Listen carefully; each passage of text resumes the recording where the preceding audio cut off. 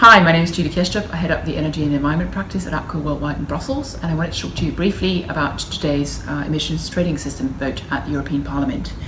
So essentially the ETS operates as a market under which companies must buy allowances to emit carbon, and the purpose of the reform that the Parliament voted on today is to remove 800 million surplus ETS allowances from the Market Stability Reserve. And they need to do that to address the low carbon price, which is currently around €5 a tonne. That's a problem because having such a low carbon price does not provide the right incentives to invest in low carbon technologies. And we need that investment and we need those technologies to meet Europe's climate commitments. So the proposal affects around 11,000 power stations and industrial plants. It affects the EU28, but also Liechtenstein, Iceland and Norway.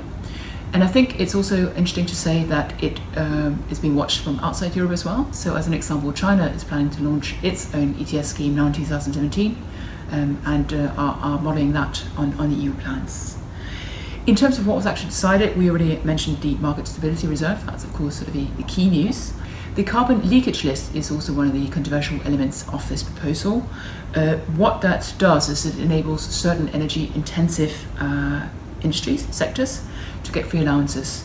And by that I mean chemicals and ceramic and steel, but also cement. And the latter was quite a controversial one that some parties were trying to get off the list, but it persevered and it stayed on the list.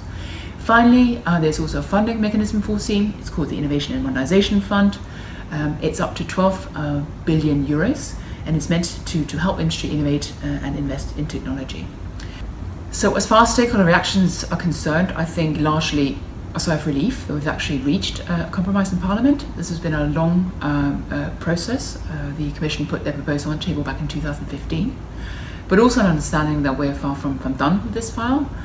What's going to happen next is a trilogue, so the negotiations between the Parliament, the Commission and the European Council. And the rapporteur, Ian Duncan, sent out a press release today after the vote, congratulating everyone on the work achieved so far, but also saying that he knew there's a lot of work ahead. On the Council, he said he knew they're not yet ready to embrace it, but also that they'll have to, because the work here on the ETS is simply too important for Europe's climate future.